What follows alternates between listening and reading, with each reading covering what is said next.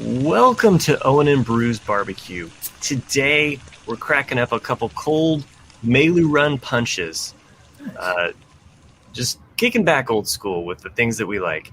And I'm joined by Nick. My name's Matt. And we're here to talk about Bad Batch.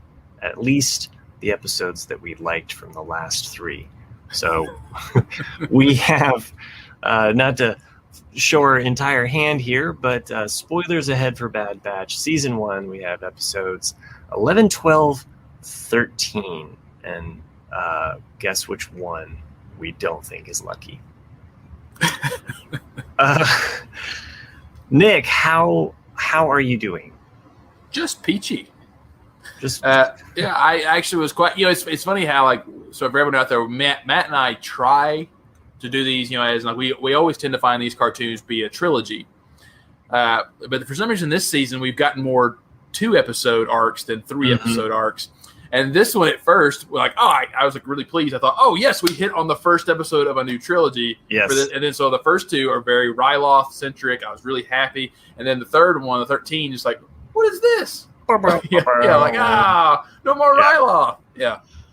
But I still enjoyed the episodes. They just kind of the third. Yeah, we can get into episode 13 and what I did and did not like about it. But last podcast, if anybody's actually listening to these in chronological order, or if you've been, can't remember exactly what we said about, but we kind of predicted certain things that didn't happen. Yeah, we should have known with the episode like Ryloth in it that we would have seen one in particular character. I can't believe we did not think of the two things together. The most obvious thing. Never clicked. Not one bit did it click. We had young Kanan. Of course, we saw young Hera, and that's probably why we love these 2 episodes so much. It's like I mentioned to you, I think last week before we recorded Ramblecast. That it's hard to say its name. Yeah, well, my voice cracked like I was 13 again. I'd like to buy some fries. Now I forgot what I was going to say. Oh, sorry. Anyway. Ryloth, yeah, but it was something to do with Hera. Loving to fly. And it'll hit me later. Okay. But good episodes. We did one thing that we were kind of leaning towards is the kind of the A-team aspect of the last group of episodes we had where, it was there's a separatist and they come in, they save the day and on to the next adventure. And that kind of felt like how this was setting, it did lead into this Ryloth where it was kind of like they're hired again, for another job. Yeah. The episode 12 to me, even though I enjoyed it, it felt kind of like a redo of the episode we got a few episodes back where they rescued the senator. Right. And I was like, because I in my mind when I rewatched these, because it's been a week or so since I watched them, I was like, wait a minute, is this the rescue with the senator and the tanks in town, or is this the and I'm sitting there trying to think because to me they kind of felt the same episode. Right. And I still enjoyed it. But yeah, I mean, again, it kind of sets up, to me, it's reminiscent of the A-team, love it when a plan comes together. We all kind of do our thing to save the day. On to the next planet that we need to save, But that aside, seeing kind of the early inklings of Hera and Omega becoming friends or being curious about each other, being kids in this kind of, post-Republic, it does make me fearful about Omega, though. It's because we know there's been because why would there be any mention to her after this? But it's we know there's never been. So, and then she wasn't in Rebels because she wasn't created yet. But it's one of those things something has to happen to make her not be present in Rebels now. So here's one, and I know we haven't even gotten to the shows, right? But it's all Star Wars that we're talking about here.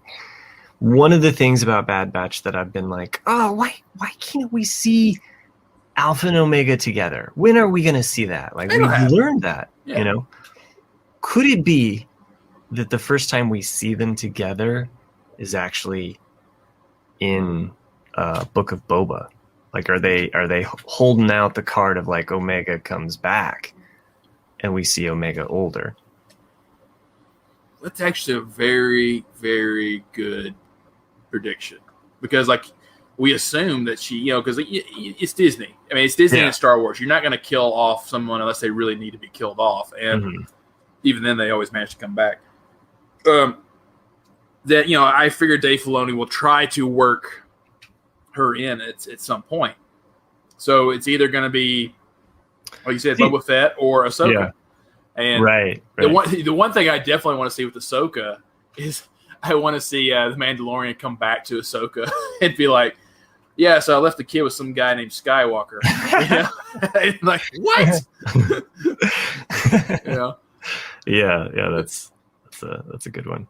Now, did you see, just to stay on the Mandalorian for a second, did you see that Comic-Con approved, Lucasfilm approved image of Luke with baby Grogu, baby Yoda? I don't believe so. The Grogu. It's pretty cool. I mean, it's like Luke's standing there and he's kind of holding like a force crystal, and Grogu is levitating the parts of a lightsaber. Oh. And well, it's coming at some point, yeah. Yeah. So, and then I saw something else where like Mark Hamill had made a quote about like having to be so secret about the Mandalorian, like he can't even talk anything about it, which makes me think, is he?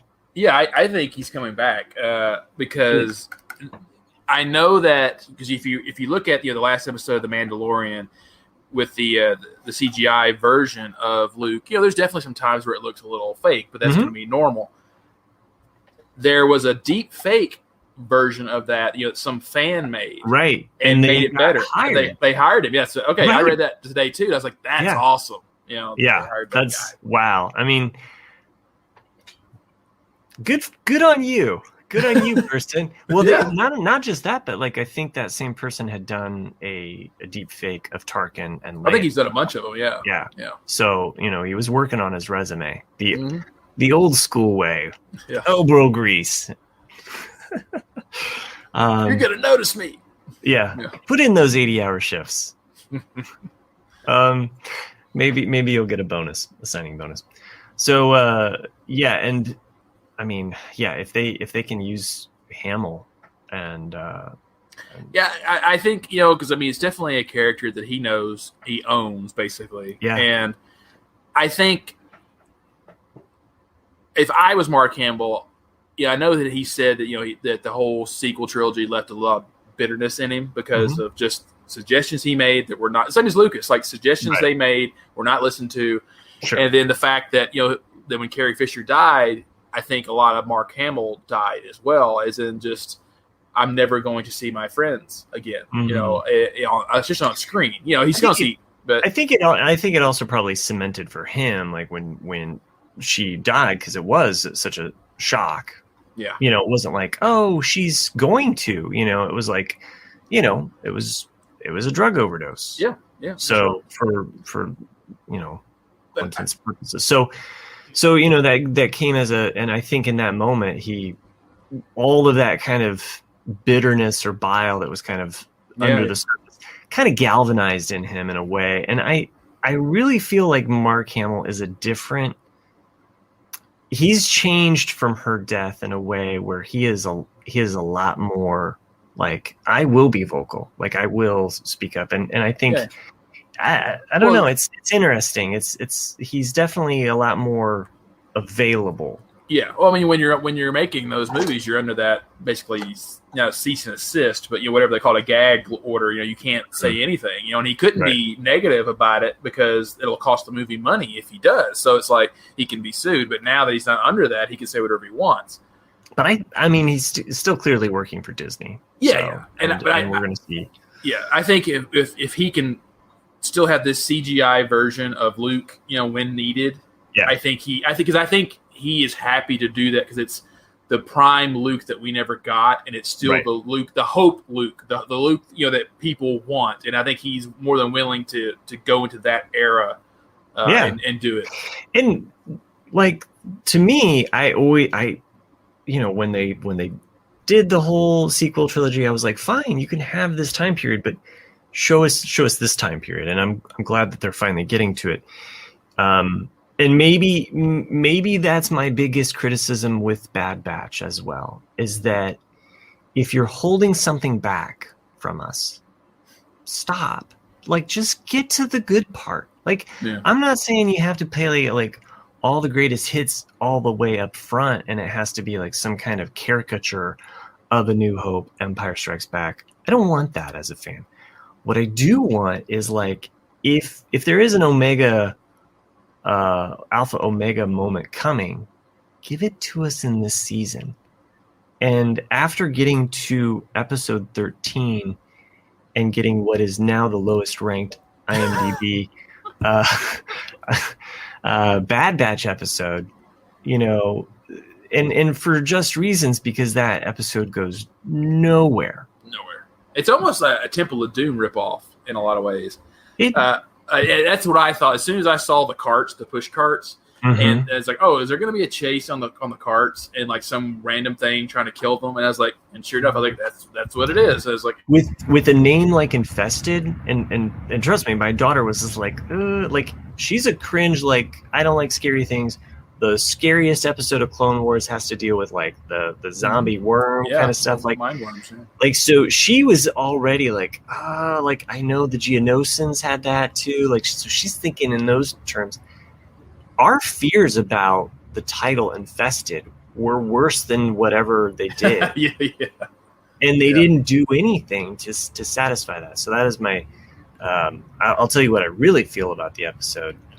But it stems from that non-delivery on something, and the ends never justified the means. It felt so filler. And if you're introducing a bug creature, like, we need more than just like, we just knocked him out with light and then we're done. Good on Tech for finally having to show us what he can do. It's now 13 episodes in, and we know what Tech's good at. Coming up with really cool gadgets that can save the day. Okay, that's what I really feel.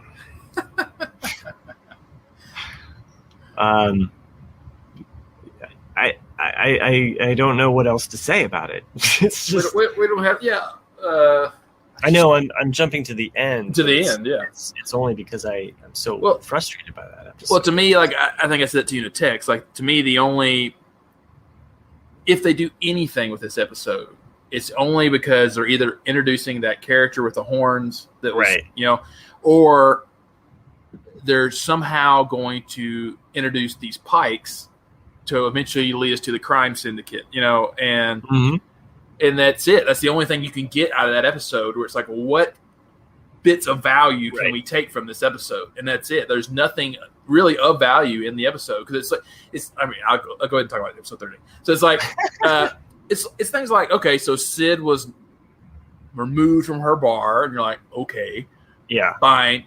And then she basically just comes in like, you're going to do what I say, and we're going to take it back. And you're like, okay. She had some plucky nicknames, and that is the one nice thing that I'll say about it. Yeah.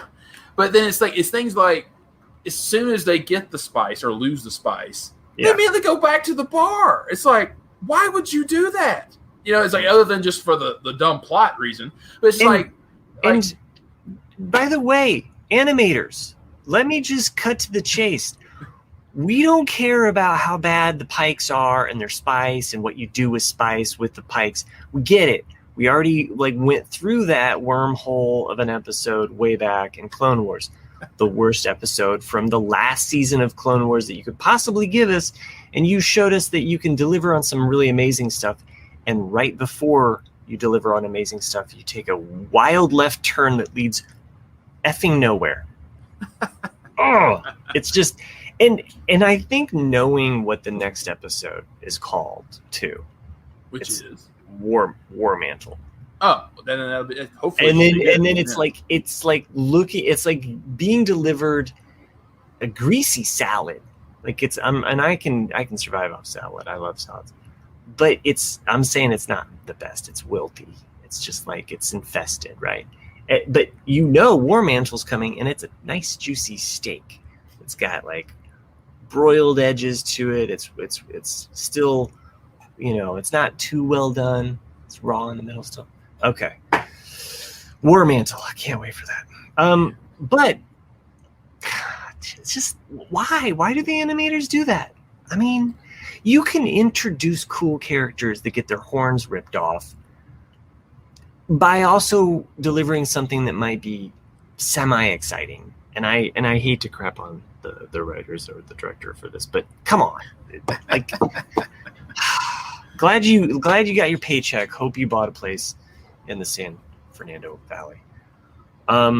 Hera though, wow. Yeah, it was a nice, pleasant surprise. So, on to the Devil's Deal, the episode 11 of this. Devil's Deal.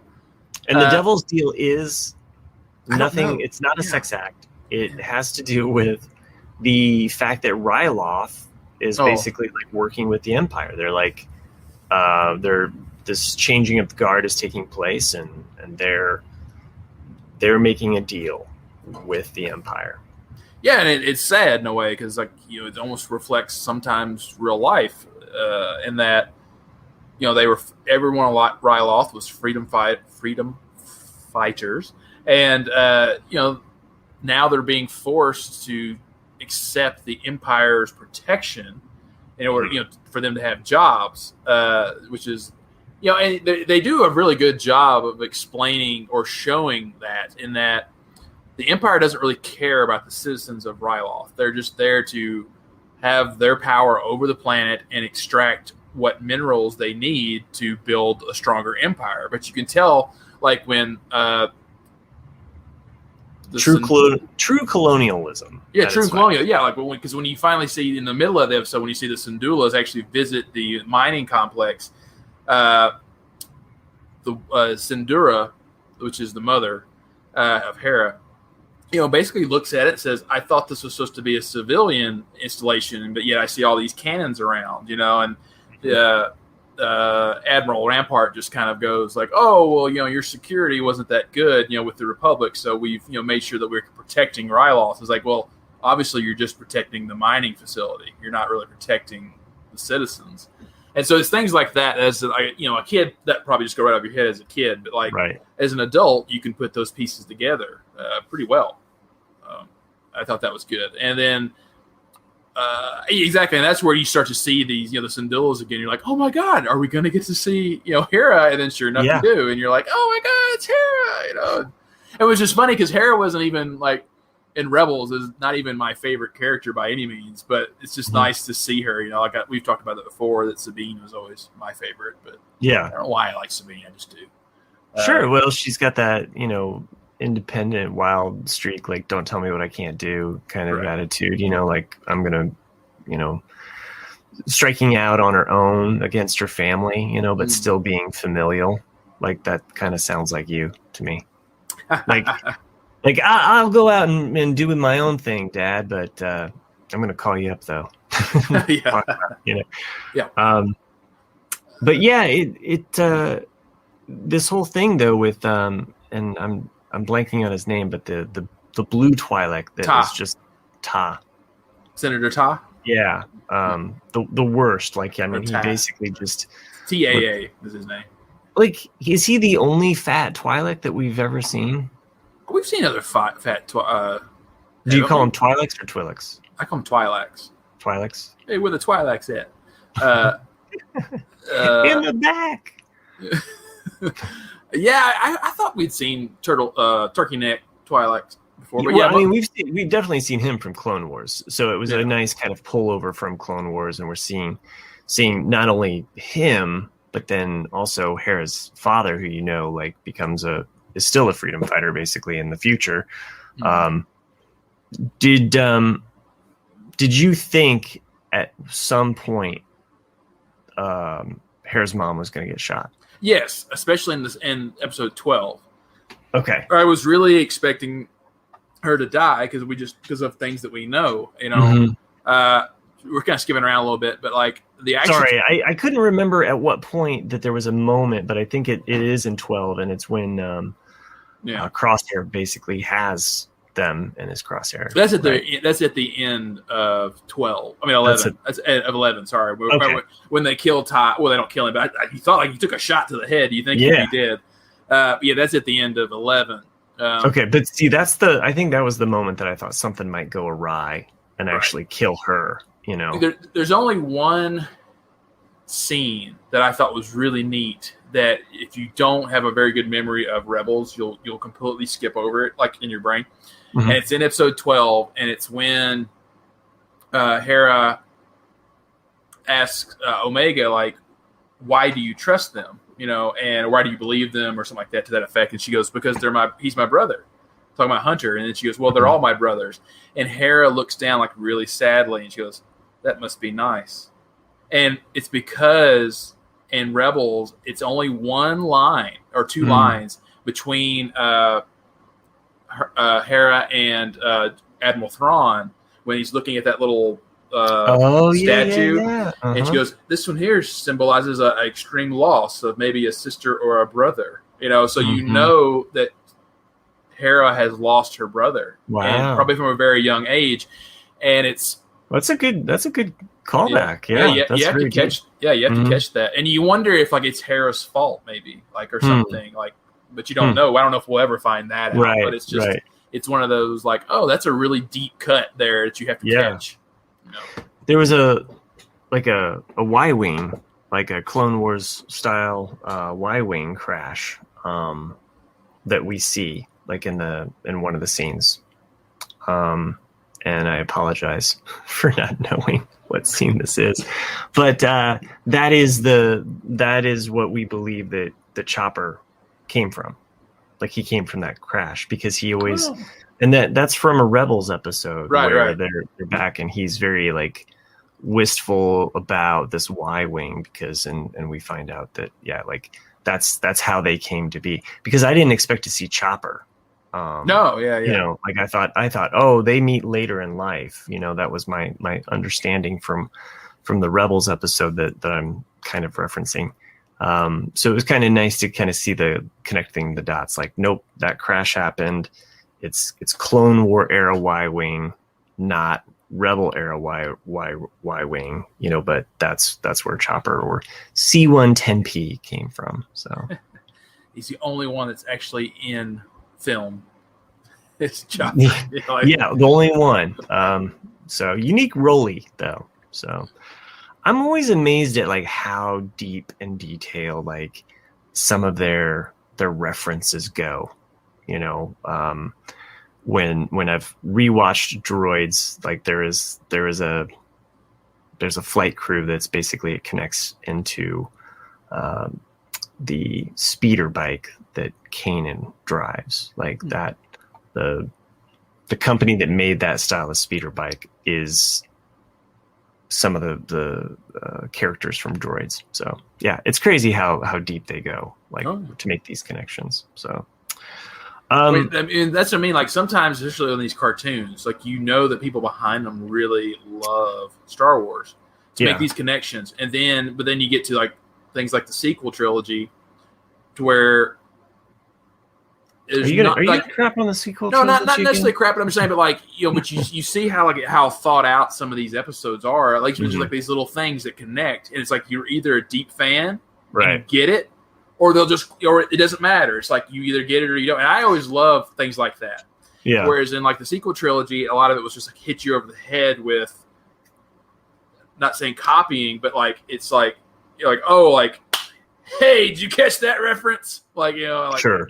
I like them to be more subtle, like the ones that we catch. So it's like, oh, that's cool that they did that. Like, you know, you either get it or like how the ending of Attack of the Clones lines up with Empire Strikes Back.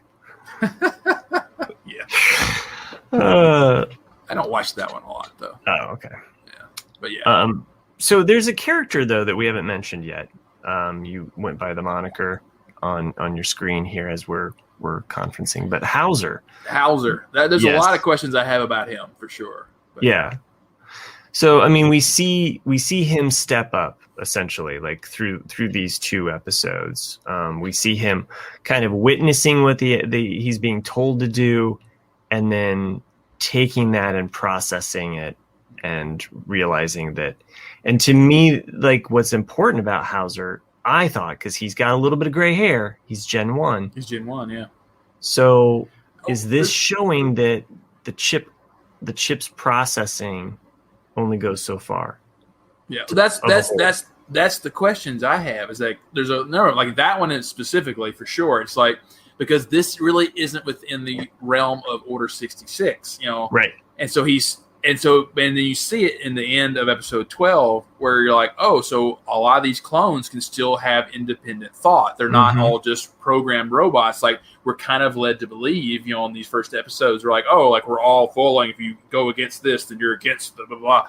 And so it's almost like they're returning back to themselves. And this could lead to like what we've kind of predicted about the whole defense of Camino. Yeah, or some type of an uprising, which would Captain Rampart or Admiral, Vice Admiral, whatever insignia he's going by these days. But Rampart would actually enact the whole war mantle, which is why, leading up, I would think that these last 3 episodes, especially because Infested left us less than infected,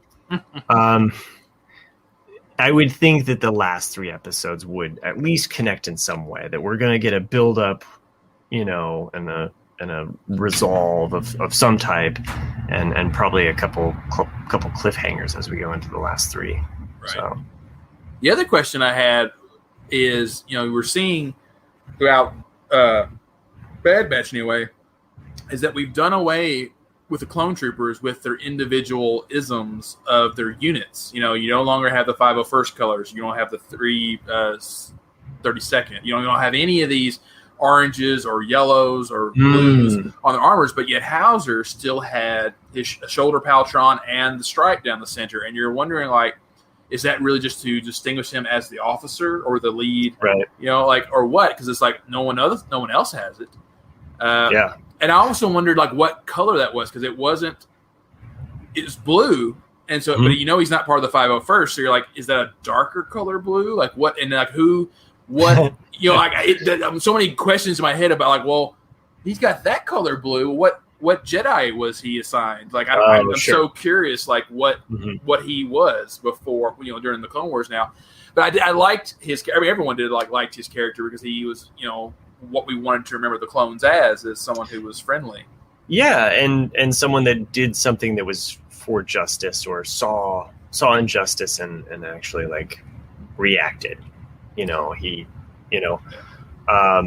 could totally see maybe in this episode, not in this coming episode, maybe it could be this coming episode, maybe the Bad Batch trying to free some of their arrested brothers, or at least planting that seed of rebellion, within those clone troopers or something. Like, who knows? What if, and hear me out, what if the next 2 episodes are basically just them doing missions? It's just all it is. It's like they're back with Sid again. Like, hey guys, you guys owe me more money. Like, go out and do this. They have to do more missions, and yeah, I don't know. What does have me worried though is that the idea that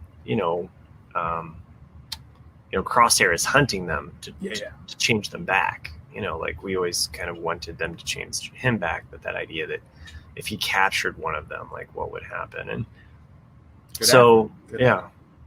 could happen.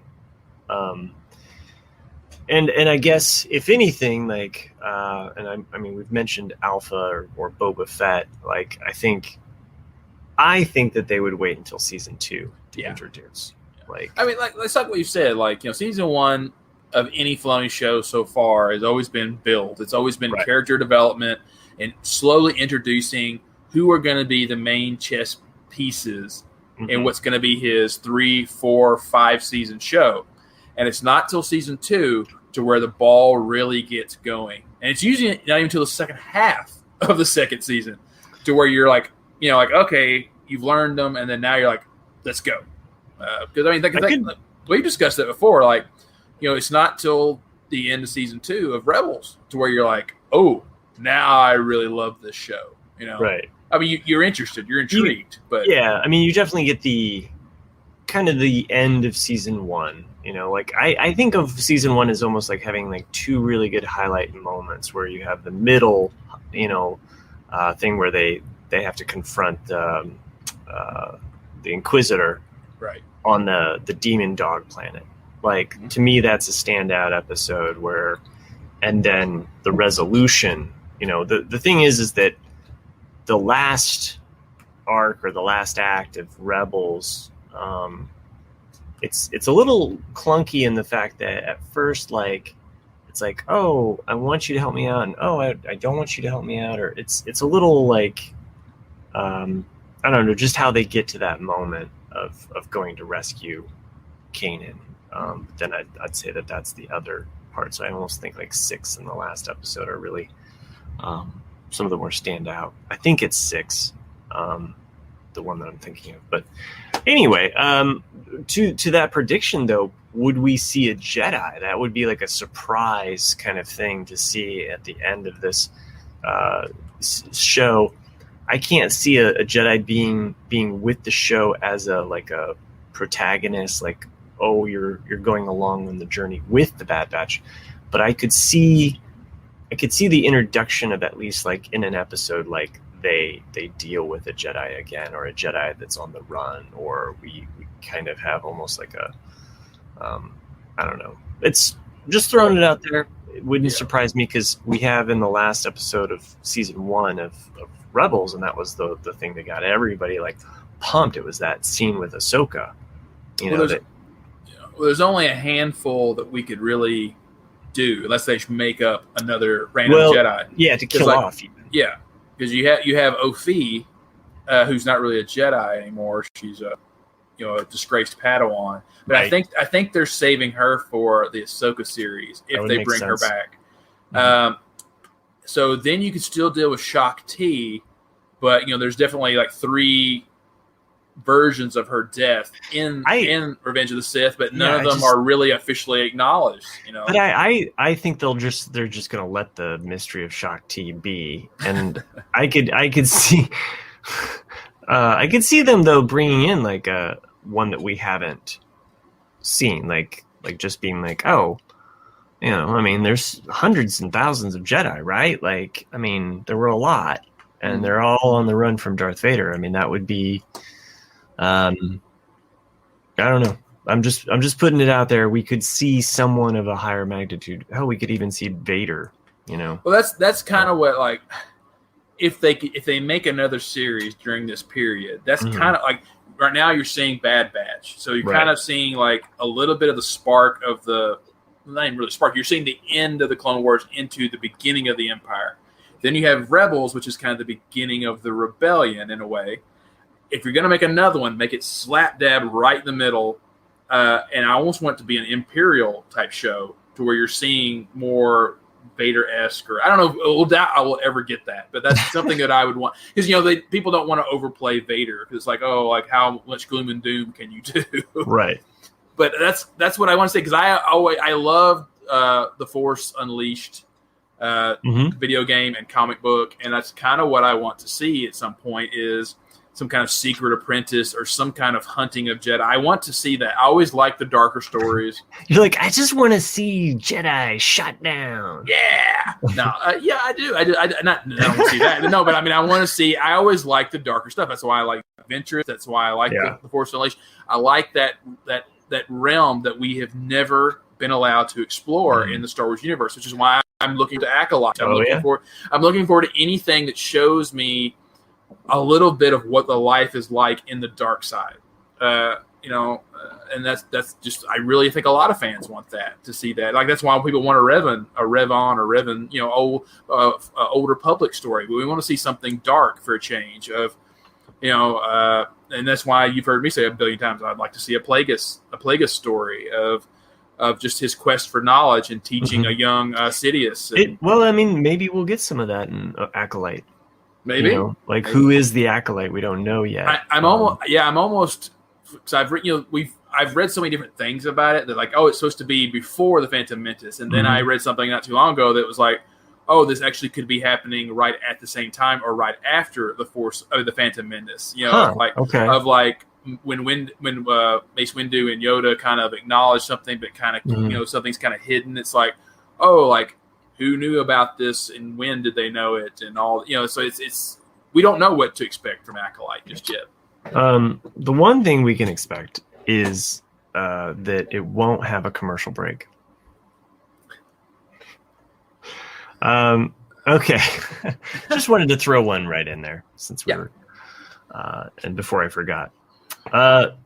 So Hauser led us onto a whole stream of consciousness thinking about like what could happen, especially with the clones uprising. But I liked his story arc in these 2 episodes and perhaps Bad Batch will prove us all wrong, and that every person that we've met along this way, they're setting up for, something in the future. The guy with the missing horn, and I hate to dwell on Infested, but that was one like kind of brutal, scary moment, with the right. Did it remind you of Vizago? Vizago from Rebels, he has a missing horn. He's a Devarian. Missing horn. So obviously they talk nothing alike. Like their voices and mannerisms, and I thought their skin tone might even be different. But it did kind of like add to like the backstory of perhaps why Vizago would have lost his horn as well. So it's like that idea of a debt paid or severed. I thought about cooking up tonight. We're cooking up some Devarian, some horns, like a nice broth. But that was kind of too gross and gruesome. And really, I wanted to celebrate more about Hera's return. So it was great. It's great to see her, and then you see. I've got it written down. The scene where she's like kind of flying with hand, her hand. Yeah, that's what I mean. Like you can tell, and like there's so many like little things that are interesting, like her father saying like, all I've known is war and I don't wish that for you, that's my dream, and it's so I know when I heard that I was like, oh, that's like crushing. So because you know what her life is and what she's consumed with, so I guess for maybe a short period of time, like no, because I'm trying to remember back to the novel when she first meets Kanan. Like if she was rebel then. Part of me in the episode 12, I knew it wasn't going to happen because it would be way too soon. But when they get into, because like when Chopper can't disarm the cannons and Omega's like, oh, we can get in that shuttle. You always wanted to fly, don't you? Part of me thought like, what if it's the ghost that they get into? And like that just, that's how she gets the ghost. It's like, I stole, an Imperial shuttle, and then it's like, but it's like, it's too soon. Too soon. Yeah. That it was nice though. I'm trying to think of some of the other important plot beats, I guess, of those 2. Obviously at the end of the one, her parents are imprisoned, and they go back for her. That's basically the rescue part is her hiring the Bad Batch essentially. One of my favorite lines in this episode arc was, there's a couple of them actually, but like I loved how Omega, because she's, like she said, I'm really good at strategy. It's almost like sometimes her words are strategic with not even meaning to be strategic, because she has that child heart of gold thing, and I love the logic that she has of when Hunter's like, we can't go help her. If we put our, if we risk our lives, we can't risk our lives for everyone who needs help. And then Omega just comes back with, isn't that what soldiers do? And it's like, damn, you got me. And I just love that, like the fact that she can just turn it right back around on him. And like she does it later on too, of like, she's just trying to help her family. I can't do her accent. She's just trying to help her family. I do the same for you, Hunter. Oh that line was just like, and it's odd because she does refer to them as brothers, and yet it's a very parental child relationship that she has with them. Right. And it kind of reminds me like, so my wife's from a very large family. She's number 10 out of 12. Wow. And she always talks about how her oldest brothers are kind of like, they're more like uncles, because by the time they were, she was a kid, they were, starting to have families of their own, or just of that age where they were just kind of like, like uncles. So,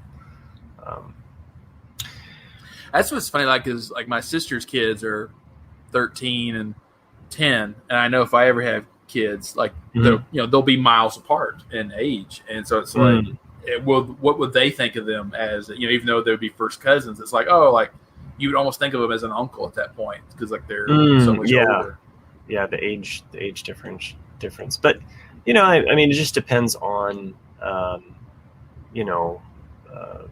guess how they interact or when they interact. I mean, my sister, who lives in Washington, we get together almost yearly, but it's that yearly communal thing. So the kids are kind of growing up, having that interaction at least. So I digress away from Star Wars and into life.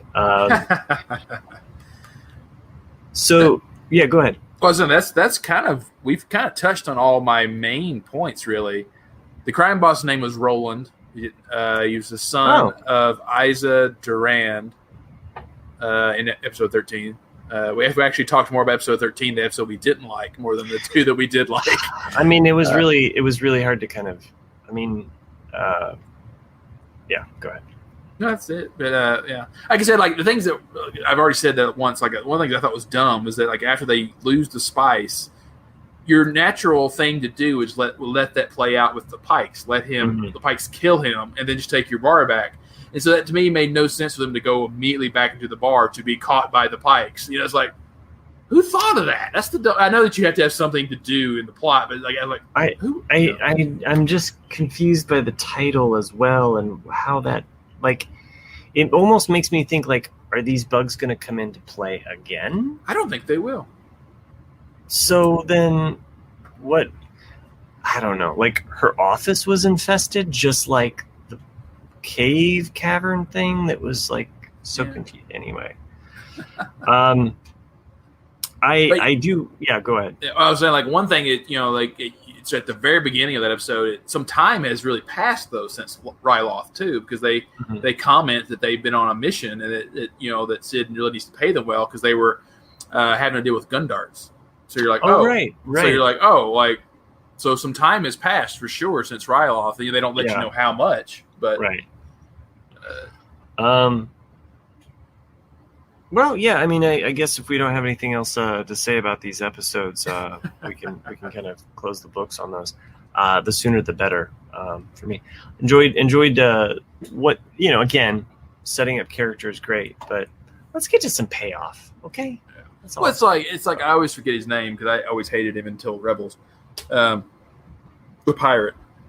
Oh yeah, right. Yeah, because I hated him in Clone Wars. I just every episode in Clone Wars, I just wanted to fast forward over it because I hated it so much. And that to me was like, is this new guy, Roland, going to be the new pirate guy that just pops up like, hey, there's my buddies, like right. Yeah, but I mean, his demeanor is a lot different. And, true. And they like to introduce that whole pirate, life. I guess it's kind of a. So, well, I know you picked up the Plagueis book. Yeah, I think you showed that to me before we hit record. Yeah, before we hit record, I have been listening to the second book in the High Republic series, the Rising Storm. So I've been listening to the audiobook of that. Yeah, I've been enjoying it actually. He wrote something else. I know his name. I can't think of what else he wrote. But I think, the first book.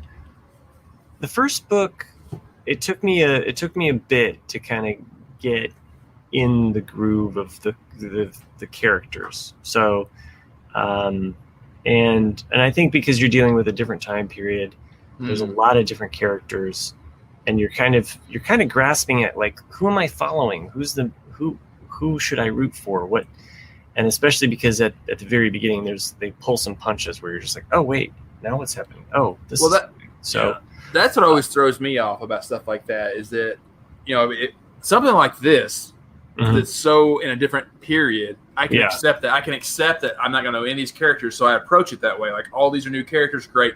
But with like something like with the Aftermath trilogy, you lead off with Wedge, and so like it already puts me in that mode of like, oh, I'm dealing with a character I know, and so from that point on, if I'm not with those characters I know, then I don't want to care about those new characters. I want to skip to characters I know. So that's to me the hard thing to do, is like, how do you write, And although Yoda is alive during this period of time, don't get your expectations up for seeing Yoda. And I think that was smart on one part, because when they do introduce or bring Yoda in, it's not like you're going to be. Does Yaddle make appearance? I don't think so. I want more Yaddle. I don't think there's more Yaddle. I mean, it's 1,000 years, I guess, right? Or no, 500 years before is what it is. I can't remember. But it's enjoyable. I enjoy that time period. I like the second book. It's getting darker. And I don't know. I've been working on my house, and so it tends to be the thing that I put on, to like, oh, okay, let's get some stuff done. And it kind of gets me into the rhythm of like not sweating my face off outside as I'm trying to prep my house for painting. But I'm trying to think of any other like big Star Wars news other than the fact that I saw that Luke Skywalker with Grogu. I can't think of anything. What was it I gonna say? Something about I'm curious about future Lego sets with if they make any more Bad Batch sets, in that all of these clone troopers, are now, like I said earlier, all in the solid white armor except for Hauser, because the solid white clone trooper is actually a very rare minifigure in Lego. Because they only put them out in 2 sets. One was like a attack pack, whatever they call them. It's like a and then there was one other one that had like one. And it's just the solid white, because most of the Clone Wars, have the colors on them. And they, with Lego did, it's like, oh, like these are 501st. These are Obi-Wan's troops. These are Mace Windu's troops. And so you had the different colors with them. But to actually find a solid white clone trooper, not a stormtrooper, for everyone out there listening, they're actually quite valuable. They're about $40 a minifigure, because they're pretty rare. And so I'm curious, if they make anything past the shuttle, would they put like a solid white clone figure? I would think they might even modify the helmet. Like we might see one more modification, especially if they enact this shift away from clones. You could very easily see them, because the clones had their personality, even though they were all the same. Right. So, but the idea that the Empire is going with more anonymous people under the same disguise or the same uniform, because aside from a few stormtroopers here or there, like Hoth gear or Scout Trooper, like for the most part, they're all the classic stormtrooper eventually. Yeah. So, all right. Well, we can call it a night here at the old Owen and Bruce barbecue. Well, sorry we didn't go note for note for everyone out there for the episodes, but I think you got the meat of everything we wanted to say. I don't. There wasn't really like a lot of Easter eggs aside from like a few, and I thought you had a really great deep. I mean, that's a good nugget there. You're not going to find that on your. No, seriously, like when you look up Easter eggs or things for trivia, it's like I haven't heard anybody that made that connection about Hera back to Thrawn. So that's a good callback. It's just one of those things like, oh yeah, that's that little bit there. Because I mean, like I'm kind of like Chris, like anything with Thrawn, I usually remember it just like I'm usually like just glued to the screen and like, oh, like it's Thrawn, he's so cool. Oh, that was the other news though. The rumblings about rumors of casting. Yeah. Casting Thrawn and Ezra. So, and the rumored actor to play Ezra right now is the actor that played in Aladdin, wasn't it? Yeah. Yeah. Mm-hmm. And then the actor to play Thrawn was the one that voiced him. Yeah, the cartoon. Yeah, and the Rebels. Yeah, which just makes total sense. Yeah. Oh yeah, and the age too fits too, because you could still have a younger Thrawn, and he could kind of have that. It's all makeup. It's all makeup. I mean, you don't know how they age. So they got to do something with like face dots on him to make him blue, though. Yeah, right? Blue, and then like you wonder like how he's gonna make his eyes all red. That's gonna be trippy. Yeah, that's gonna be a tricky character to pull off, special effects wise. I mean, because you don't want a Sonic the Hedgehog fiasco like and I mean you don't want a Dr. Manhattan kind of incident. You don't want him glowing too much. You want just the right amount of skin tone, glow. I mean, that's tricky. So should have got Tobias. Maybe that's why they ordered that deep fake guy. They're like, hey, we need your help on Thrawn too. It'll be cool.